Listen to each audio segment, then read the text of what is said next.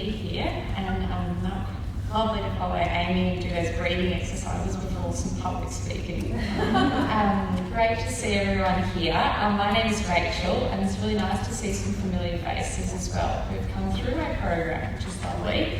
So I'm a physio working at Royal Darwin and Palmerston Hospital, and I mainly work in the hydrotherapy space, but I'm also working at the Alan Walker Centre as well. And today I'm going to be talking to you about the role of physiotherapy and exercise after a breast cancer diagnosis.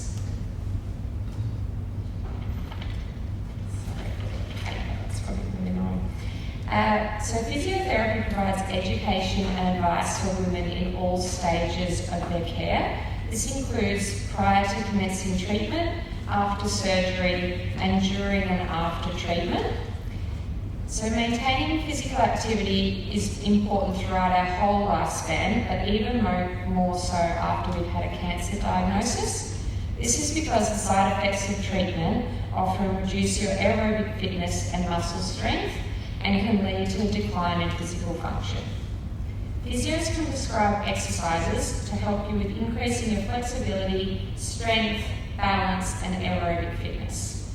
And physiotherapy is often provided during and after treatment, but there's growing evidence to support prehab, which is engaging in an exercise training program prior to surgery or treatment. The stronger and fitter that you are beforehand, the more likely you can maintain better physical function both during and after treatment. In addition to this, specially trained women's health physios can assist you with incontinence or any pelvic floor concerns that you have. For some women, surgery may be advised to remove breast tissue and lymph nodes. And after these surgeries, you can have pain and swelling, and you can have reduced movement of your arm. An acute care physio will see you in hospital and provide education and exercises to increase your movement and promote blood and lymph flow. These exercises should be completed within the limits of your pain and are completed in levels, so you work through the stages as you meet each level. Most women will return to full range of movement. However, if you're still having problems with this 4 weeks after your surgery, then you should see a physio. Following surgery, it's also important to return to your normal physical activity as soon as possible. If you're finding this difficult, this is another thing that your physiotherapist could help you with. So common side effects of treatment include cancer-related fatigue, muscle and joint pain, feelings of low mood, and decline in muscle mass due to chemotherapy and inactivity. These factors combine to reduce fitness, endurance, and physical function, but the good news is that these side effects can be combated with exercise.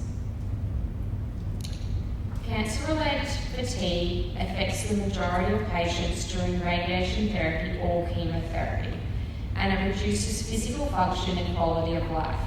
And it is different to normal fatigue in that it doesn't always improve with rest. The traditional advice was centred around energy conservation. However, we now know that this excessive rest can worsen treatment-related loss of physical function. This can lead to a cycle of accumulating fatigue and declining function. There is growing evidence that an appropriate balance of physical activity alongside rest during treatment periods can help to control fatigue and maintain physical activity and function. So the effect of exercise. This has been extensive research completed looking at exercise and cancer diagnosis, particularly in breast cancer. And there is really strong evidence that shows that exercise is safe and effective intervention to manage and treat many of the side effects of cancer. It can improve physical function, which includes aerobic fitness, muscle strength, and functional ability. It can reduce pain. It can improve movement in the upper limb.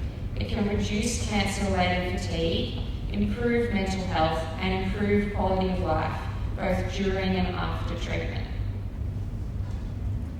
There's also emerging evidence that regular exercise can decrease severity of other adverse side effects, reduce risk of developing new cancers, and reduce risk of developing other conditions like diabetes, cardiovascular disease, and osteoporosis. So these are the exercise recommendations, and they're coming from guidelines on cancer care in Australia as well as around the world. So firstly, the most important thing is to avoid inactivity and return to daily activities as soon as possible after diagnosis. Secondly, aim for 30 minutes of moderate to vigorous exercise 5 days per week.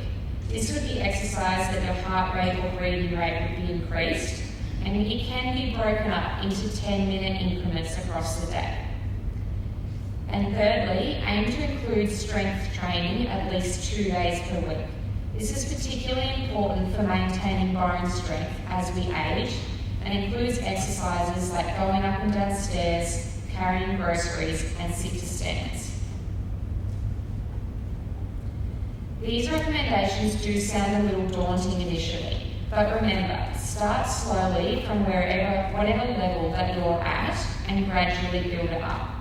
Some is always better than none, so don't feel despondent if you don't feel you can meet those recommendations today.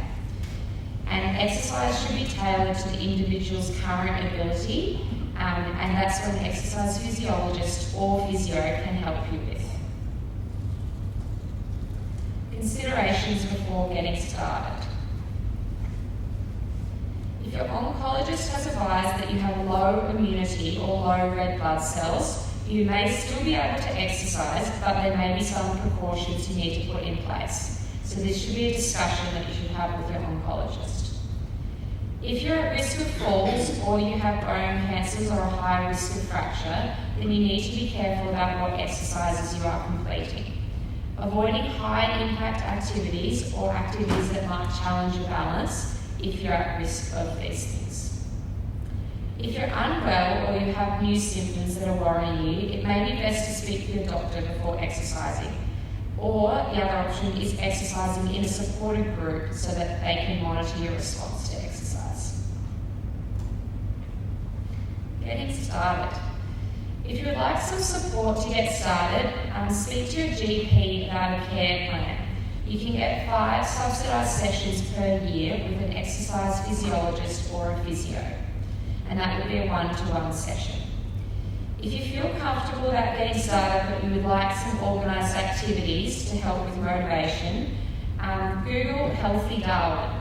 This is a really great program that they release every few months, and they have everything from yoga to boot camps to Zumba, and most classes cost about $5. I've got some pamphlets here if anyone wants one of them. But the key thing with exercise is that you do something you enjoy. Exercise doesn't have to be going to the gym. It can be gardening, dancing, lawn bowls, or going for a walk with a friend. And it can also be broken up into manageable chunks throughout the day. So it can be easy as doing 5 or 10 stand-up sit-downs from the chair at home, or going for a walk with a friend regularly throughout the week.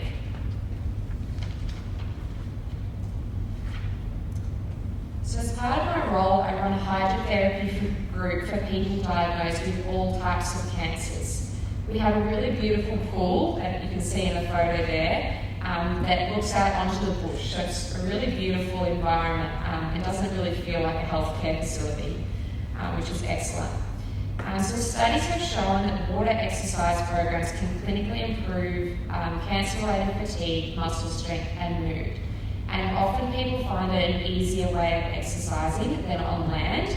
And the best exercise is always the exercise that gets done. So if this is what it works for you, then that's going to be great.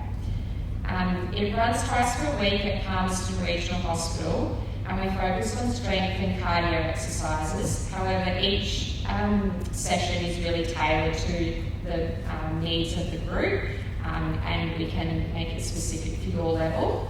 It does run for an hour, but we often do shorter sessions if that's what people can tolerate on that day. If you'd like any further information, please come and have a chat with me or grab a brochure or speak to your cancer coordinator to get a referral. Is there any questions? Oh yes, hi. Do you need a referral to be able to go to the hydrotherapy classes? Yes, at this point you do, but it can come from your cancer coordinator, from your GP, or from your oncologist. Yeah. Right, if you're a number of years down the track, Yeah. and you feel as though you're doing okay, but you've only just heard about this, Yes. it's still available to you. No, as long as you have goals and things that you want to achieve, which sounds like you would, then we would accept you for the 6-week program. But you would need to get a referral from your GP. Yes. Yeah. Thank you. Any other questions? I was thinking about doing some sit stands now just to get us active for the end of the day. So if everyone wants to push their seats back a little bit. If you need, you can use your arms, or these that have armrests, but you can use them on the side of the chairs. But we might go for 10 to start with. So if you come forward in your chair, so you can start sitting. Have your feet flat on the ground and about hip width apart. Okay, I know we do this every day, but often physios like to over-explain this.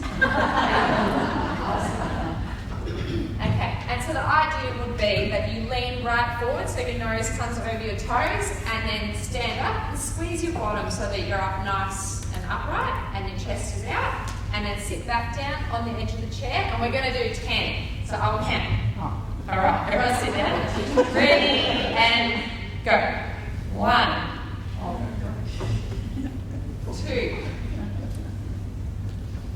3, 4, 5, You know what's one of the naughty kids in the 6, class? 7, 8, 9,